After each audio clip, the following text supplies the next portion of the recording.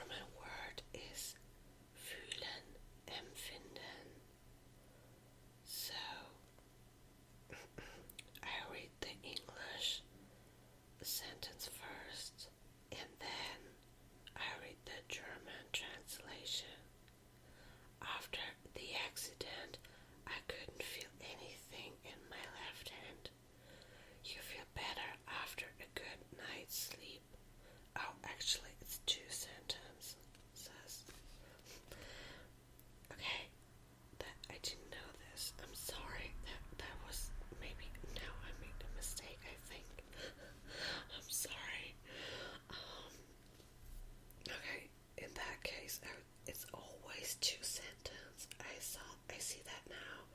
I just quickly just looked at that book and thought, okay, yeah, there's only one sentence always, but it's not always the case. Sometimes there are two sentences, but I don't know why they sometimes use two, or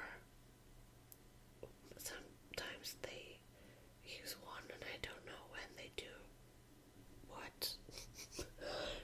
Does that still make sense what I'm saying? That's so weird. Sometimes I translate from my German head into the English, just like word after word, so it would make sense if I would say it in German, and maybe you sit there and you are very confused now.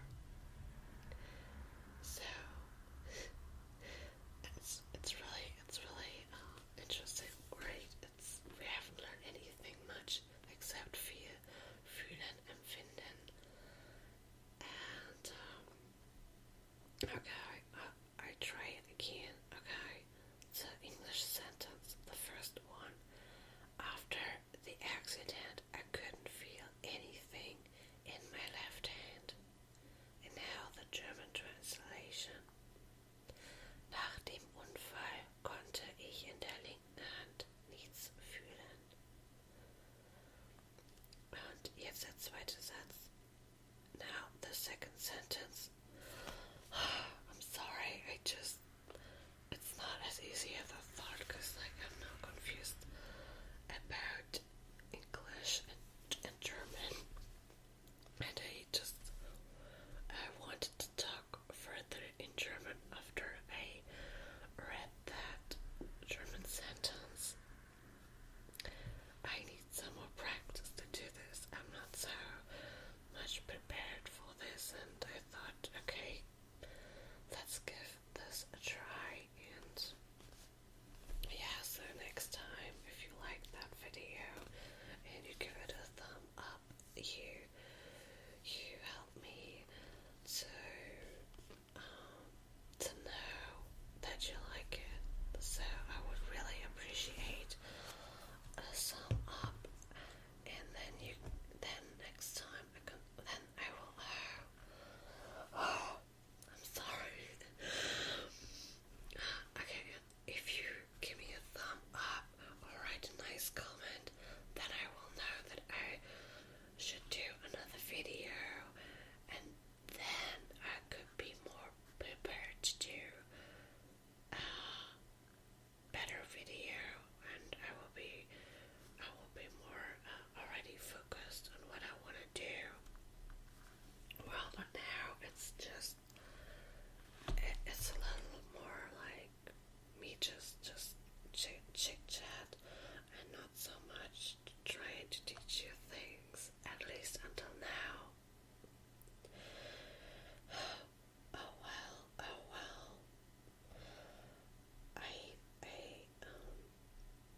Yeah, so we already know now what feeling means, but since you might sit there and still wait what you feel better after a good night's sleep means, it's du wirst dich besser fühlen, wenn du eine Nacht richtig geschlafen hast. So that is actually true. I had a very good sleep last night. I was very tired, so I go to bed when I was really tired, then I go to bed, and not like sometimes you're like, oh, it's late, I should go to bed and I should sleep now, and then you lay in your bed and you're not really that tired, and you're like, oh, that's annoying, So it's always really great when you get tired in time, and then you can sleep easily, and yeah, you feel better than in the next morning. Du fühlst dich dann besser am nächsten Tag. Yes. So yeah, that's for fühlen. Now say it. Fühlen. Feel. Fühlen.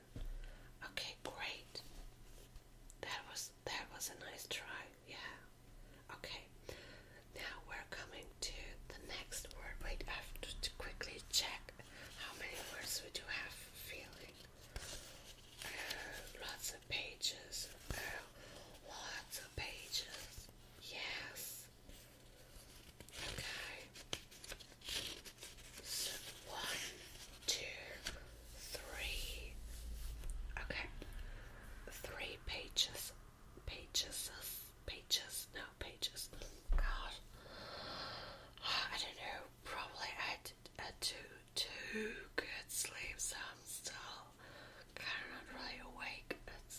It's early in the morning, and I thought it's great to record now.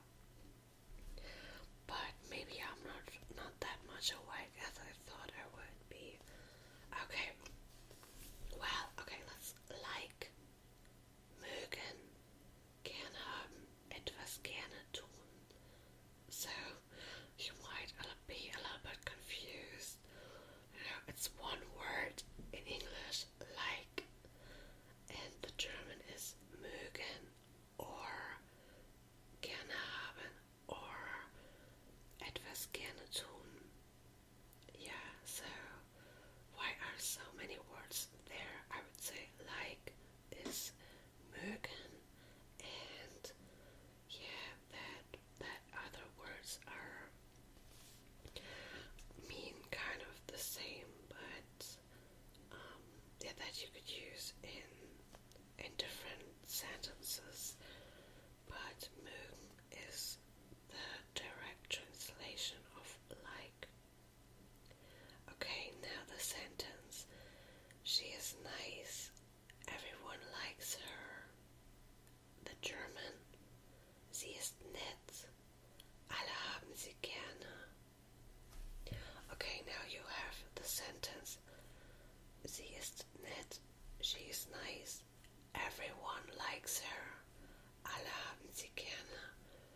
But you could also say alle mögen sie gerne. Alle mögen sie gerne. You could also say that. So I think at that point it might have been easier if they really only use the word mögen at that place, so you can learn one thing after another.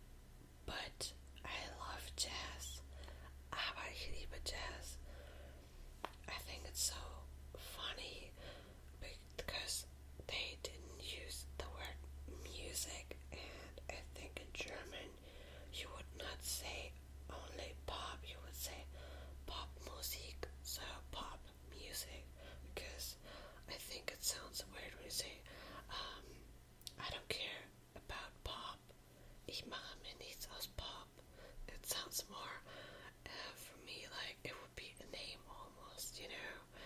I think it's only clear when you say, but I love jazz. Aber ich liebe Jazz. I would also say, you would say in German more, ich liebe Jazzmusik. Or at least you would use the word music at one point. I mean, after pop or after jazz. So people really get what you mean with that, you know. Because, yeah, pop sounds, I think when you say just pop, it didn't click directly. I mean, maybe if you already talk about music, but yeah, I would say pop music, or jazz music. Yes, I personally would say, I don't care for jazz, but I like pop music. Ich mache mir nichts aus Jazz, aber ich mag Popmusik, you know, like Britney Spears. Yeah, Britney Spears does pop music, so yeah, I would prefer that over jazz, but jazz is also nice. Anyway, let's talk about the next word. Oh, that's also a nice word I really like. It's called glad. Okay, and the German word is froh, or it's erfreut. So, yeah, I think, I was wondering if erfreut is more the passive form for froh sein. Yeah, it's kind of weird that they didn't write froh sein to be glad, you know, because I think you always use the word to be sein. When you use the word glad, right, you would say, I'm glad, ich bin froh, and not only the word froh or glad, you know.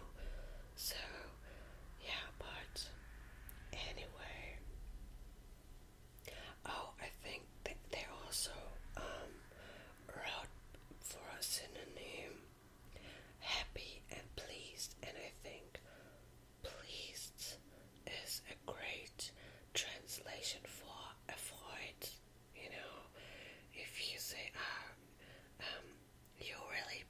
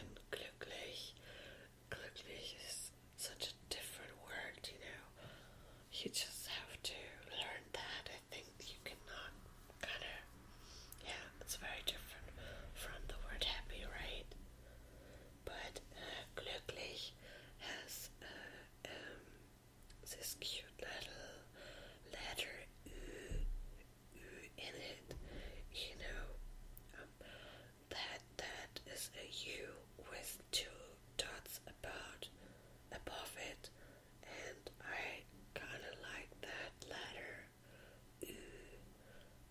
Glücklich, happy. And the next word is joy. So, wow, there are a lot of positive feelings. I was wondering, aren't there any negative? Oh yeah. I don't think we should turn the page because it's just getting worse, you know. Now we have the good word like happy, glad, froh, glücklich sein, and next page is being sad and all that.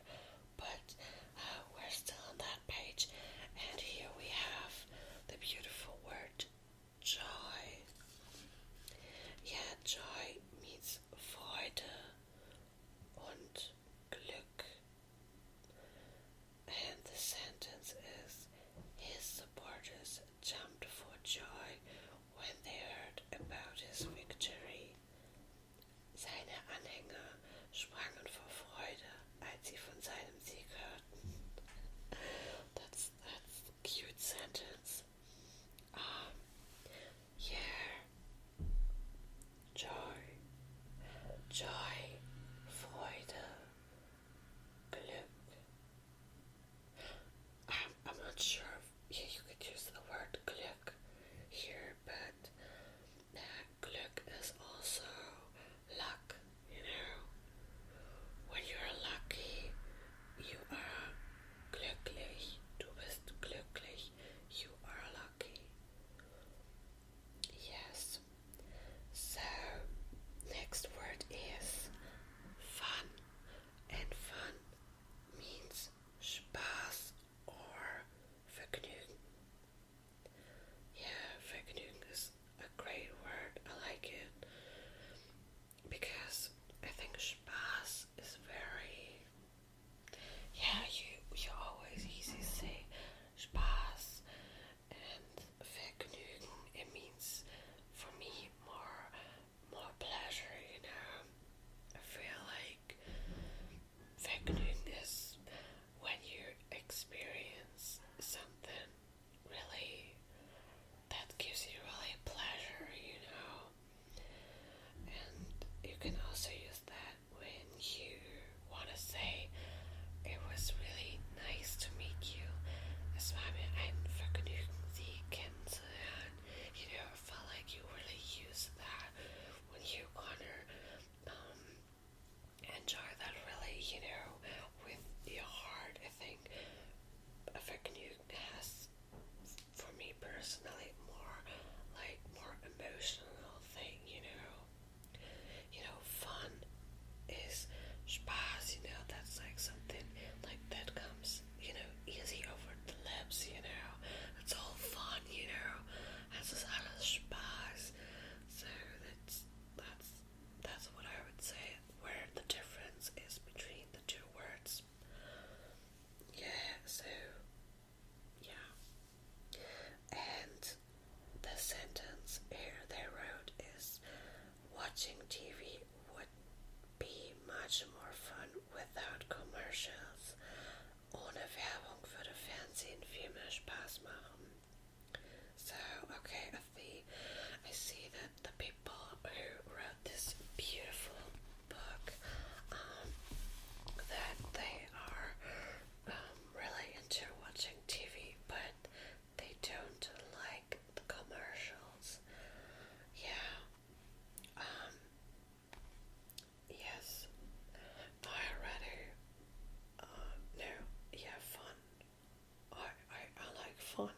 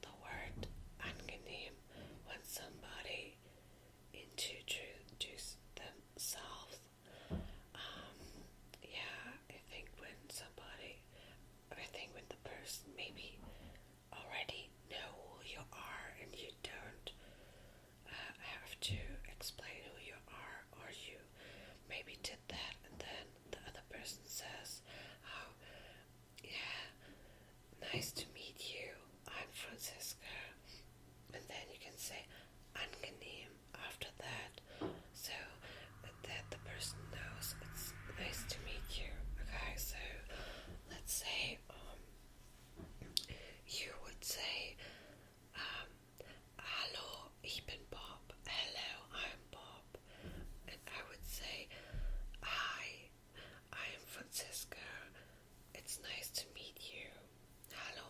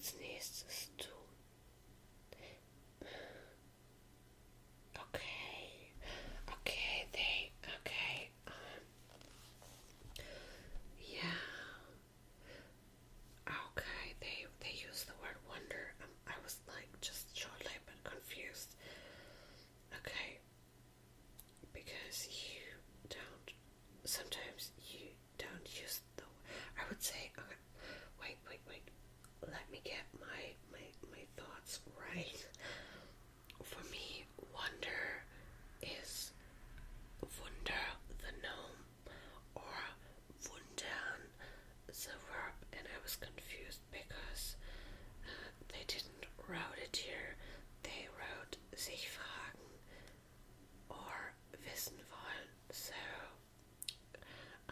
questioning yourself or wanting to know something.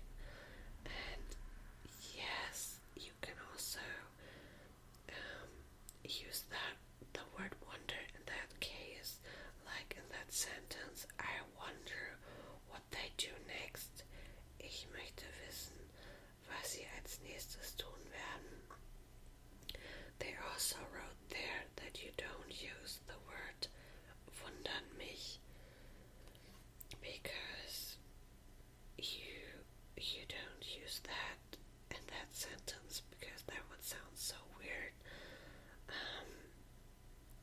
Because wundern in German is also when you are kind of surprised about something or when you don't really understand it. I mean, don't understand from the words, but from that, why is that happening, or you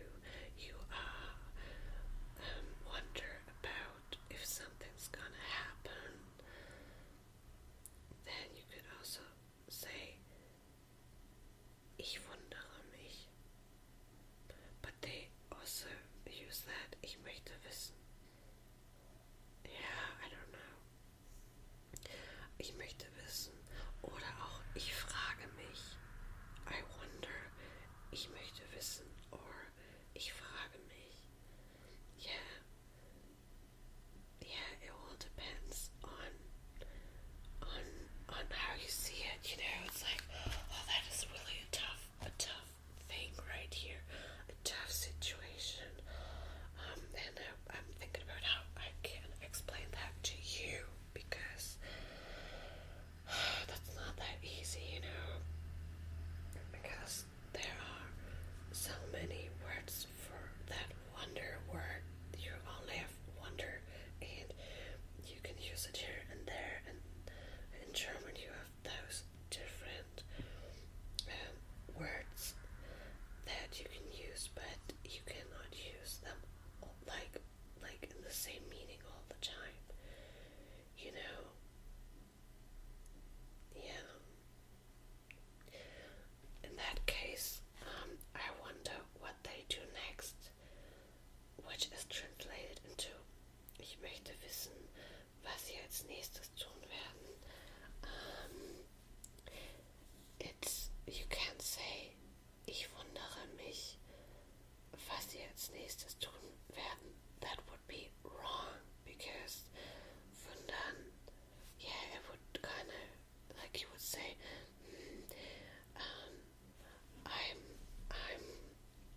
I'm confused what they're gonna do next. So that would make sense, right, to say that. So you could say ich möchte wissen, I wonder. Yeah, like you say, I wonder what that means. Ich möchte wissen, was das bedeutet. Yeah, but you can also wonder about something, dich wundern. Like, yeah, I don't know how to really explain that at the moment. Yeah, because when you really wondering in the case of wundern, you use this sich fragen. You ask yourself, You could also say ich frage mich, was sie als nächstes tun werden. There's a difference. The difference is between ich möchte wissen and ich frage mich is that ich frage mich is I ask myself, and ich möchte wissen I want to know. Yeah, so that's the difference. And ich wundere mich is I am wondering about what's happening. Why is that happening? I expect some